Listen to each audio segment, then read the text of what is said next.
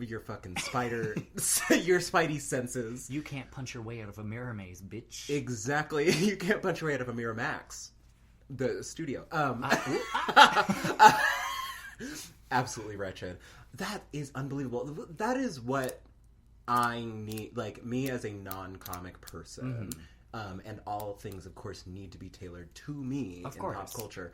Like, that is what I need in a comic, is, like, innovation in the power. Yes. Because it's like, we've seen every iteration of fire, water, earth, air, invisibility, flying, blah, blah, blah. Yeah. I literally would rather burst into flames than watch another Avengers film. And see all of those powers come together in extremely conventional and predictable ways. The thing is like, in the movies, if you're not digesting comic books regularly, all you see is these basic powers. It does seem like there are so many fascinating villains. Well, because you have room to do fun things with the powers. It's like you're not constrained by an hour and a half to just be like, web here, web there. It's like, he can do fun things. We have, 24 issues a year. We can spend 2 of them on the spot. Yeah. Who is this villain who's all white, covered in black spots, and can throw portals? Oh, that's fun. He's so cool. I love that. What I do love is, like, being able to zoom out on these comic universes and seeing all the, like, little pointless characters that exist. One of my favorite things was going to comic book stores, looking through their dollar bins, and just finding shitty comics. Weird. There's Squirrel Girl is who I from what I understand, she's amazing. I have, but most it's like, of her first how strange. Such a weird B-list character, but it's just like... I do have to make a sad confession. So fun. I did throw away some Squirrel Girl comics, and I do apologize for that. Famously, so a little bit of background, famously I have an ex who left a huge amount of possessions at my home. Like an unbelievable amount of their personal things when they just abandoned in your basement. Yeah, when they went to go move, and the whole plan was that eventually they would pay to, like, have them shipped over, yada yada yada. It never happened. and I was left with, like, literally, like, in weight, like, hundreds of pounds of comics, and I was, like, leafing through them and everything, and most of them were, like, not even, like, superhero comics. They were just, like, strange, like, very niche comics that I ended up bringing to this comic sale store, this resell store. I turned them in. They're like, okay, it's going to take a week to price out all of these comics and get it back to you. I want you to guess how much money they offered me in exchange for at least 100 pounds of my ex's comics. $30. $6. I got $6. Yeah. Because most of those comics, having seen a little bit of her collection, is just like garbage comics. Garbage. They can sell them for $1 if they're lucky. Exactly. And so then I was like, finally, I'm done with them. Cool. I'll take the $6. I'll go buy myself a bagel. Yeah. And so I was like, finally, I'm done with it. A couple months ago, I'm cleaning and I'm going through my basement and everything again. I find another pile of shit. Like, another pile of comics and, like, artwork and just dumb stuff. And so I get, like, so angry as soon as I find them. And I'm, like, leafing through the comics, seeing if there's anything I can, like, use to collage or whatever. And I see Squirrel Girl. I see a couple of other, like, random Marvel ones. And I eventually just get, like, so fed up that I throw them all in the garbage. And sometimes emotionally that's better for you. Like, exactly. You can beat yourself up for, like, that could have got me another $6, but also, like... But I am also, in my soul, I am so sure that if I had brought that box of comics to the sale place, they'd be like, actually, this is full of 20 rare editions, and it's worth $3,000, you know? And I absolutely just hawk them off to recycling. Like, truly, the chances of a comic being worth more than $5 is pretty rare. Slim. Well, okay. Most of my comics I got for $2 to $3. Let's bring the scope out then. I don't really know anything about comics. Yeah. So I'd love to learn more about comic culture. I want to tell you about the only comic, quote unquote, I've ever owned in my life. I've never purchased a comic book of any kind, or been in possession of one, or read one from cover to cover, for that matter. Okay, sure. But I do have, still at my parents' house, a book that I was gifted, and I'm pretty sure my mom got it at, like, a booth at an arts and crafts fair or something. But it's a hardcover book, and it's a Spider-Man story where I guess she paid this service to retcon in my name and likeness Oh, cool. as like as a young boy that was saved by Spider-Man.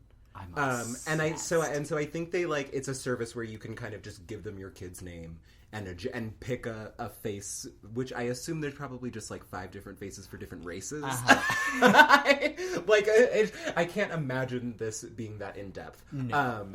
And then they like print one special. So I reread and wore the fuck out of the spine of this book where I was like the damsel in distress to Spider-Man. It was a Doc Ock one as well. And for me, it was like, no, this man is saving me. Like, Me. This man is my savior, my future husband, my partner for life. Like, so that's like the complex I built. Yeah. And then I watched the Spider-Man movies, and I'm like, oh, that's him. That's my man. That's the guy. Exactly. So never really considered him from like a comic standpoint. But that's like the only comic I have ever possessed. So it's like, what is like a new comic, freshly minted? What does that cost? So comics generally are like $3.50 off the rack. That's shocking to me. They're not much. I imagine them costing anywhere from 10. Like my guess going into this would be anywhere from $10 to $100. No, the thing is, they're just like a magazine. You know? But magazines again cost anywhere from $10 to $100. Okay, that's very fair. They're just, and you know, the thing is, they're just throwaways for the most part. Like it's just, there's so much mysticism about it, and so much like whatever. But it's like most of the stories are like okay. It's true. They're Like just to comics. people outside of the comic community, Even it within the seems comic community, so many of the stories are just trash. But from outside of it, it seems so mysterious. It's like it seems so important. Like each issue, when I, as a cool kid, because I'm very very cool and was never not cool. Yeah. I'm sorry, I literally can't say that with a straight face. I was like, how did Glee Club go again? Shut the fuck up.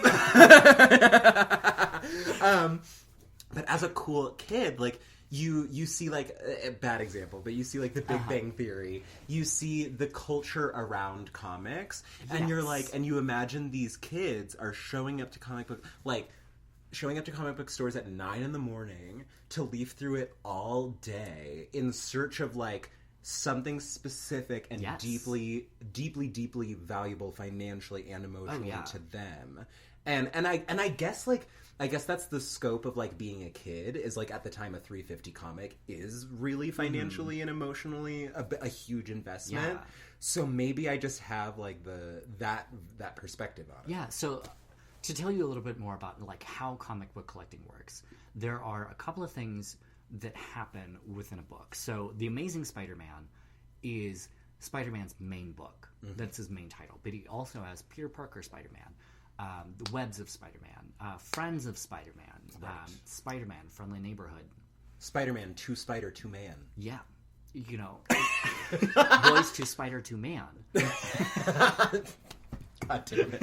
Right. So all of these different books have different issue numbers. Mm-hmm. So The Amazing Spider-Man is the first book.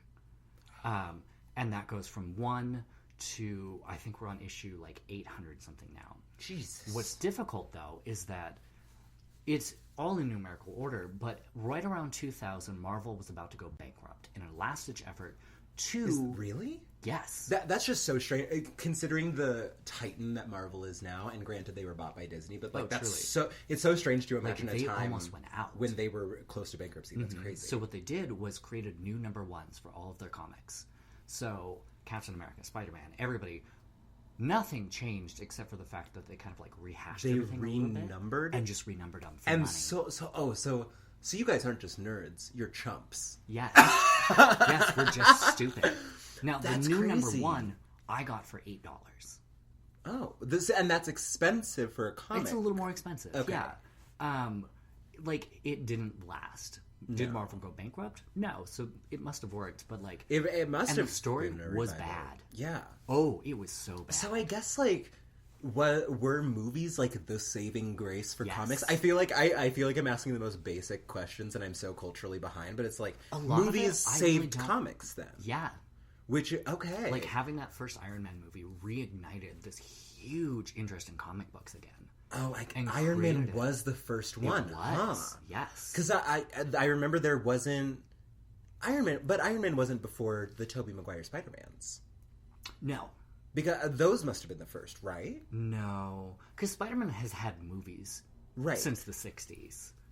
Wait, really? Oh my god, I'm sorry. I'm like, you don't know the 60s Spider-Man movies? Okay, listeners, so I may be stupid, but it's like, and I really feel that there are going to be thousands of people out there, out of my 0 listeners so far, but I feel like there are going to be thousands of people out there that identify with me in thinking that Tobey Maguire was the first person to portray Spider-Man on film. No. Really? Absolutely not. Because I know there were cartoons, obviously. There were cartoons. But they were live-action Spider-Man. Live-action movies. Okay, continue to speak. I'm looking up these movies because I really think this will be shocking to people like me in the audience. I really want to see your reaction to it because it is going to be wonderful. Spider-Man.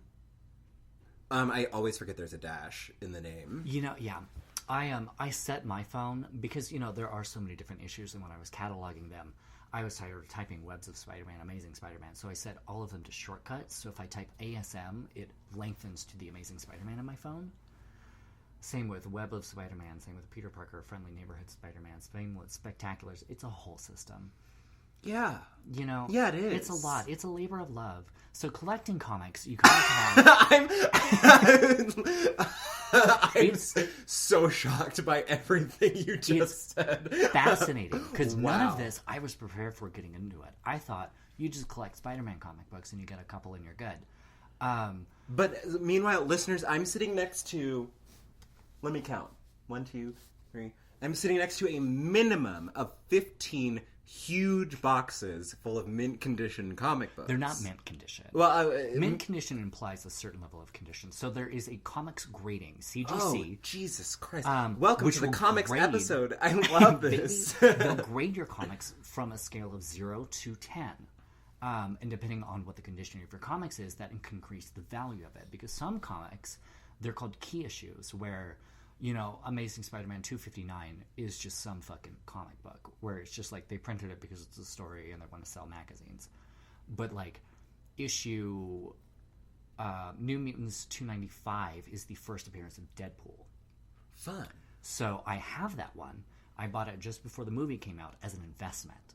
And I got it graded professionally and it came up at a 9.6. Which in comics terms, anything above 9 is good. 9.8 is mint 10. Mint is 10, and you almost never see them because that's pretty much like it hasn't been touched by a human hand. Like it came off the press into a bag. So, in your another like outside of the comic world question, in your opinion, how easy would it be to fake a mint condition comic? Near impossible. Nearly. Okay. Like so, I have. That's cool. I have the first issue that Spider-Gwen shows up in. That who female is the female Spider-Man. Who is Hello. Gwen Stacy as Spider-Man. Hot. Which, so hot. Yeah. I have the first issue that she arrived in, and that was one that I pulled off the rack at the comic book store, washed my hands before I read it, because the oils on your fingers of course. eat the comics. Yes. Same feeling about my 2004 J14 Jonas Brothers cover magazine that I have also kept mint condition. Absolutely. Absolutely. Bagged and board, which means it's in a plastic bag, which is acid-free, and a cardboard backing so that the spine doesn't crease. Right. Which is extra cost to store your comic books with. Place that into a comic, and when I got that one graded, it came back at a 9.8. So just what did you do? You nothing. dirty little comic book reader. They are so specific about this. That's crazy. Because the difference on comic... Do you think those people that are judging it maybe get to like get off power-wise a little bit by giving people slightly lower than a 10? Oh, they might. Like, I feel like there's... The thing is... You would have to be going in with a microscope. They do. Oh, fuck. They are in a clean room. Like, cloth gloves. Fucking... They have more regulations than COVID-19 testing. No, but people. literally, yeah. I'll show you pictures of CGC's warehouse, and it is fascinating because they handle comics to grade them from, 1930, whatever. These are like museum grade specialists. Yeah. And so